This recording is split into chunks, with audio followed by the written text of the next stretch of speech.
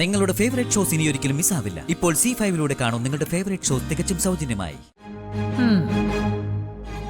അപ്പം മരിച്ചു കഴിഞ്ഞാൽ അംഗീകരിക്കും. അങ്ങനെയാണെങ്കിൽ ഈ വീട്ടിൽ ഏറ്റവും ആദ്യം മരിക്കേണ്ടത് അയാളാ, എന്റെ അമ്മായി അച്ഛൻ. പിടിച്ചു നിൽക്കാൻ പറ്റാതെ വന്നാ ഞാൻ അതും ചെയ്യും. ഒന്ന് മാത്രമേ എനിക്ക് പറയാനുള്ളൂ, അച്ഛന് വേദന ഉണ്ടാക്കുന്ന ഒന്നും ചെയ്യരുത്. ഈ വീടിന്റെ നെടുന്തൂൺ അച്ഛനാ. അച്ഛന്റെ വാക്ക് കഴിഞ്ഞിട്ടേ ഉള്ളൂ ഇവിടെ മറ്റെന്തും. നിങ്ങളൊന്ന് ഫ്രഷ് ആയിട്ട് വാ, ഞാൻ ചായ എടുക്കാം.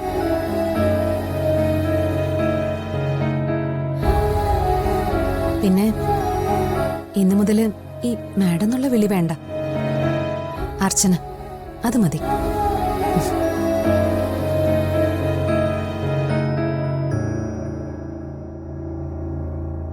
ഇതൊരു വല്ലാത്ത അത്ഭുതം തന്നെ. ഒരു സ്ത്രീക്ക് ഇങ്ങനെയൊക്കെ ചിന്തിക്കാനും പ്രവർത്തിക്കാനും പറ്റുമോ? പറ്റും, അർച്ചനടുത്തേക്ക് പറ്റും. ഏട്ടത്തി തന്നെയാ ഈ വീടിന്റെ ഐശ്വര്യം. ഇങ്ങനെ ഒഴിഞ്ഞു മാറുന്നതിൽ ഒരർത്ഥവുമില്ല. ഈ വീട്ടിലെ മൂത്ത മകൻ നിങ്ങളാണെന്നാണല്ലോ പറയുന്നേ.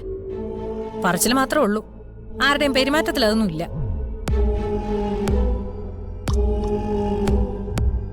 അവരെ കുറ്റം പറഞ്ഞിട്ട് എന്താ കാര്യം?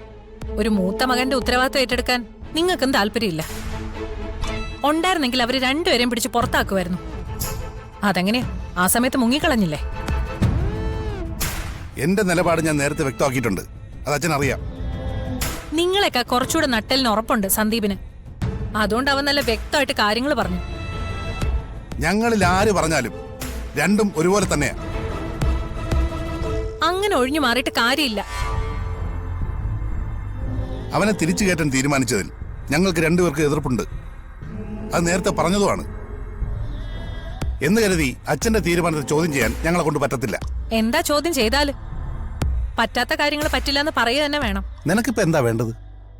ഞാൻ അവരെ പിടിച്ച് വീടിന് പുറത്താക്കണോ? അതിനുള്ള ധൈര്യം നിങ്ങൾക്ക് ഇല്ലാന്ന് എനിക്കറിയാം. എന്റെ ധൈര്യം അവിടെ നിൽക്കട്ടെ, പക്ഷെ നിനക്ക് പറയായിരുന്നില്ലേ? നിന്റെ അഭിപ്രായം പറയേണ്ട നീയല്ലേ? ആ, മൂത്ത മരുമകളായ എന്റെ അഭിപ്രായത്തിന് ഇവിടെ ഒരു വിലയില്ല. അതേസമയം അർച്ചനയുടെ അഭിപ്രായങ്ങൾക്ക് പൊന്നും വിലയുണ്ട് താനും. എന്തിനാ അച്ഛൻ ഈ വേർതിരിവ് കാണിക്കുന്നതെന്ന് എനിക്ക് മനസ്സിലാവത്തെ. ഞാൻ നിങ്ങളുടെ ഭാര്യ, എന്റെ അഭിമാനം സംരക്ഷിക്കേണ്ടത് നിങ്ങളുടെ കൂടെ കടമയാണ്. ഭാര്യയുടെ മേന്മയെ കുറിച്ചൊന്നും നീ എന്നോട് പറയണ്ട.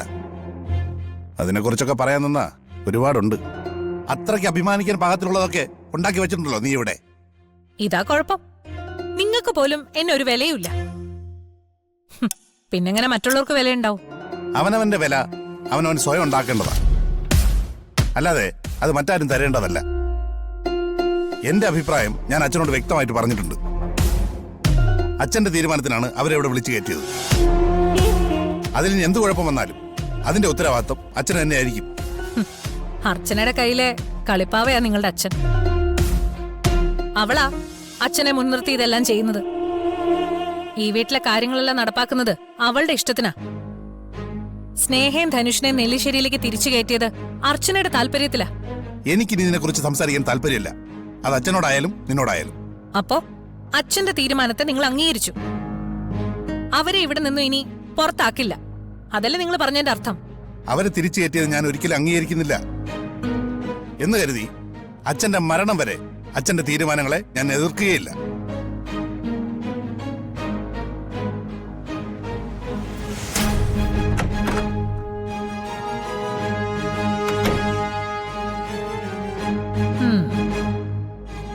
അപ്പം മരിച്ചു കഴിഞ്ഞാൽ അംഗീകരിക്കും.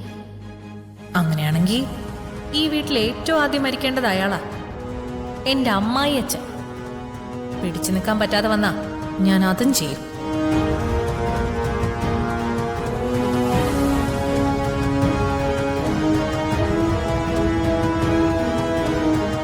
അങ്ങനെ നീ അകത്ത് കയറിയല്ലേ?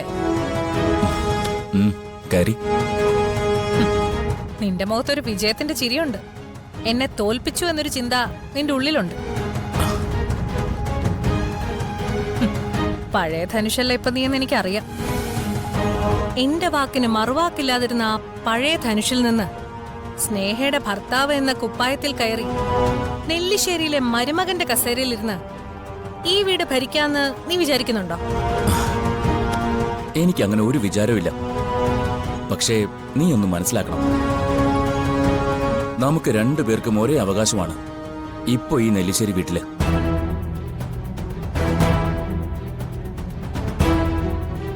നീ ഈ വീടിന്റെ മൂത്ത മരുമകള്, എന്നാ ഞാൻ ഈ വീടിന്റെ ഒരേ ഒരു മരുമകൻ. പറഞ്ഞു വരുമ്പോ ഈ വീട്ടിലെ 3 മരുമക്കളിൽ ഒരാള് മാത്രമാണ് നീ. എന്നാ ഞാനോ ഏക മരുമകൻ. ആ പദവിക്ക് തൂക്കം അല്പം കൂടും. അപ്പോ എന്നോട് മത്സരിക്കാനാണോ നിന്റെ ഉദ്ദേശം? ഹേയ് അല്ല, നിന്നോടൊന്നല്ല, ആരോടും മത്സരിക്കാൻ ഞാനില്ല.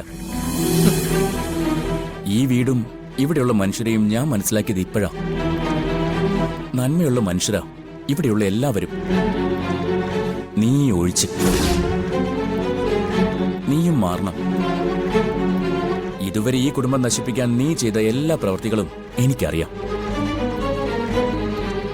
അതൊന്നും വിളിച്ചു പറഞ്ഞ് നിന്റെ ജീവിതം നശിപ്പിക്കാനോ ഈ കുടുംബത്തിലെ നിന്റെ സ്ഥാനം ഇല്ലാതാക്കാനോ ഒന്നും ഞാൻ വരില്ല. പകരം എനിക്ക് നിന്നോട് ഒന്ന് മാത്രമേ പറയാനുള്ളൂ, എല്ലാം അവസാനിപ്പിക്കുക. ഇനിയെങ്കിലും ഈ വീടിനും കുടുംബത്തിനും സ്വന്തം ഭർത്താവിനും വേണ്ടി ജീവിക്കാൻ നോക്ക്. കൊള്ളാം.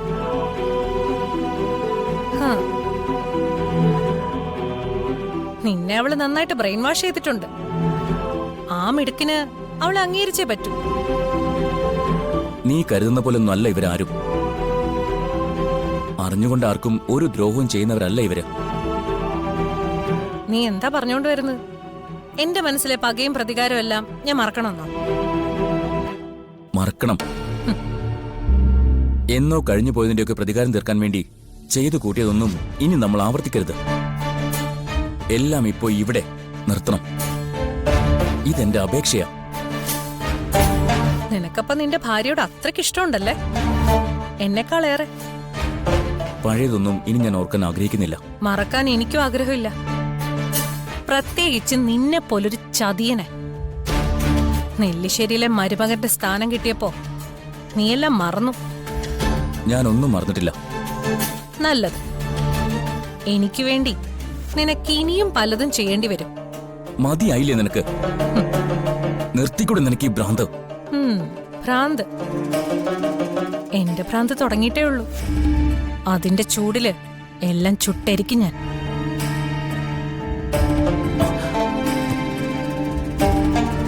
അവന്തികടത്ത് ഇവിടെ ഉണ്ടായിരുന്നോ? ഞാൻ ധനുഷിന് മാത്രമേ ചായ എടുത്തുള്ളൂ. എനിക്ക് ചായ വേണ്ട. ദാ